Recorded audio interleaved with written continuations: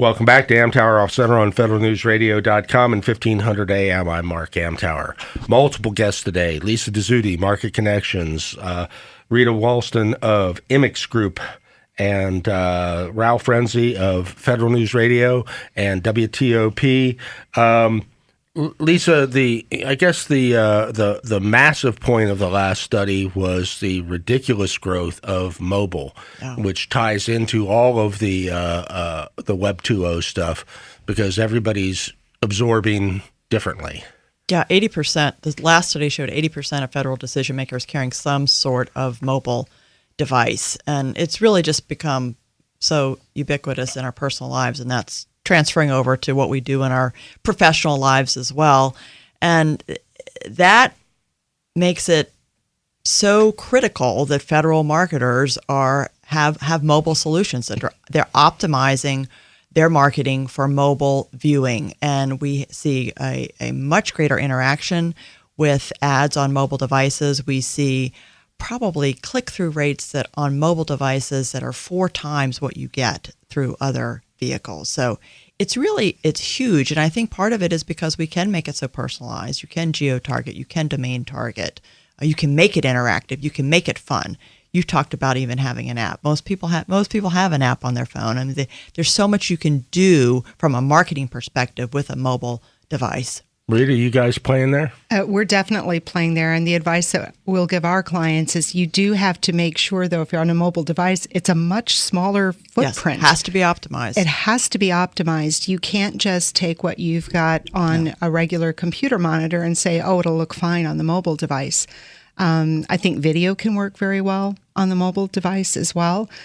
So again, it gets into that brevity. How can you take a message that maybe you devote 2 or 3 paragraphs to on your regular website, and how do you optimize it for a mobile that has to be very, very succinct? You've got to get your message across succinctly. We see people downloading white papers via their mobile device. They're registering for events via their mobile device. So a lot of capture their attention, though. A lot of business, to get them to download yes, it. But a lot of business is being done on a mobile device. Well, it's indicative. Look at the size of the iPhone 6 Plus and the Galaxy and those Samsungs, and those phones are so big. And so I've got one of those giant phones, and the reason I have it is so that I can watch video. And if I'm at a lunch appointment with a business associate, I can show our video capability. So you're exactly right. The mobile usage, I feel, has changed from phone and email to video and web. Exactly. And then with that, all that data, once again, we're spoiled by the matrix of marketing right now. So how do you give proper attribution to your mobile strategy, to your online strategy, to your thought leadership strategy, to your Google AdWords strategy, to your all the different things that you're doing? So we're finding that understanding the data and then giving proper attribution is key, and that is a little bit more complicated than what it said, because sometime we had a marketing consultant come in and describe a big giant search engine to us, and he said the search engine is the taxi. It's the motive that takes one consumer from one place to the other. It doesn't get the credit. The credit goes to who you are, where you are, how you were found, the organic search, and all that kind of stuff. The taxi cab shouldn't always get the credit. And I thought that was kind of interesting. That is interesting. Anything else on mobile before I migrate one last time? Well, I would say, and I'd be interested to know what you all are hearing. Yes, the smartphones, and they're getting bigger and bigger. But I'm seeing a number of different federal people come to our events, and they've got tablets, and they're starting to use that sometimes instead of the smartphone.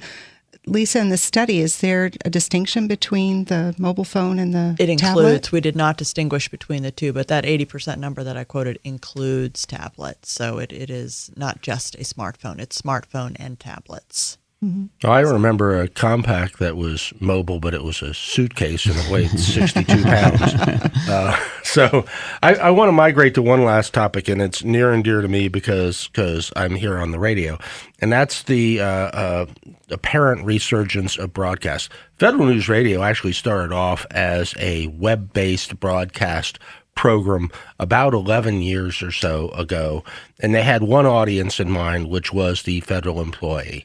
A few years after that, they invited me in to do the first show targeting the government contractor community, for which I am eternally grateful because I get to annoy more people more often. But Ralph, what's the impact of the broadcast now? Because we don't see a lot of stats on that, but I get comments everywhere I go. Yeah, that it's a great point. We get caught up in the shiny object, I feel, of marketing, of what's new and different. We get the question all the time. Rita, you and I had lunch the other day. We get the same question from clients. What's new? What's different? Well, hold on. The program you just delivered everything that we set out to deliver, and what happened? I need something new and different. So we get caught up in the shiny object, and I feel like sometimes that takes us away from the quote-unquote traditional media. And I don't even like that word because it doesn't sound too exciting. But traditional media still has impact. You mentioned Mike Causey earlier. So Mike Causey is a huge personality on Federal News Radio, and he was on beat reporter for the Washington Post for over 20 years and covers federal benefits. He may not like this description, but when I'm in front of clients, I describe Mike as our Kim Kardashian of the federal marketplace. Because I'm sure Mike would love that and take it in another direction. He is a celebrity, and when you mention Mike Causey to a federal employee, they love him. They know exactly who he is, and they follow him. Probably looks better without clothes, too. And he's better looking.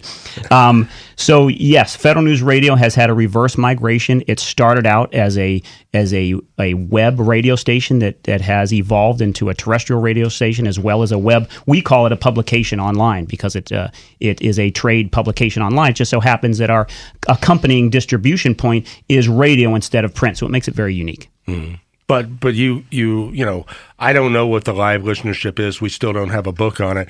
But I do know that you've got extremely significant web traffic. We do. So our web traffic on Federal News Radio is over 2 million page views per month. It's over 200,000 uniques per month and growing. WTOP also has a huge federal audience online, over 18 million page views per month on WTOP. And then we can do .gov.mil and geographic domain. Yeah. Thank you, Lisa. Always has. So both mediums, and I had a conversation with a former executive who was used in a thought leadership campaign on WTOP and Federal News Radio, and this person said to me, if I would have known the impact of radio, if somebody would have explained to me what was going to happen to me when I was on the radio, because they were used as a thought leader, and it launched them. They've become the thought leader because of the way that they were marketed on the radio. So it still has that impact that I think we have to be careful of leaving. And I wonder, you're curious on your opinion, Ralph, if what has happened in our market the last couple of years has benefited radio because people's budgets have been squeezed and what they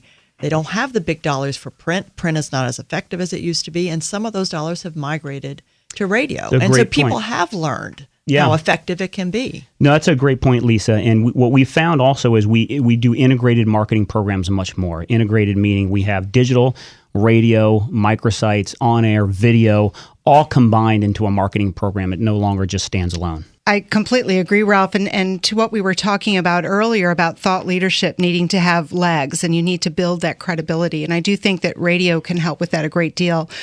With our clients, very often we'll do the radio panels.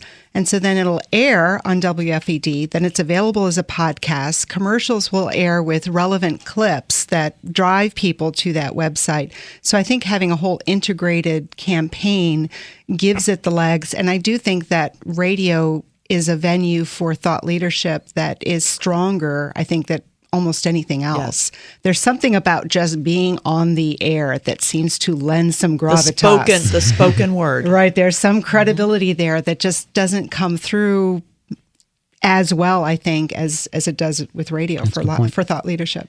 Our biggest question we get in this traditional media setting is how do you measure it? So, and again, diving into how do you measure it, I've evolved in my answer to that question. And now I say, can we have login to your Google Analytics, or can we get a baseline right now? Let's run an on-air campaign, and let's look at your baseline on your Google Analytics. Because typically we're marketing a website or some sort of white paper or microsite. Right. So let's measure the traffic that goes there. And that sounds very common sense, but when we do that, we can typically say, okay, let's get a good judge of this campaign and let's see what's happening. If we have a thought leader on there, let's put their Twitter feed on there. Have they received more followers? So there's some measurements that we can use now that can accompany a traditional broadcast campaign. And the other piece that we do for measurement is as a radio tracking survey. And we did one recently for a client. We found that through that survey that the ads were effective, but they weren't on the right station. So we hopefully they came your way. I'll give you a business card. We made a recommendation. Read a last word. I think just integrating all of it. I mean, I love we really tap the resources of folks like Ralph, like Lisa, others in the community. And I think you just have to look at credibility. You have to look at having an editorial nature to your marketing.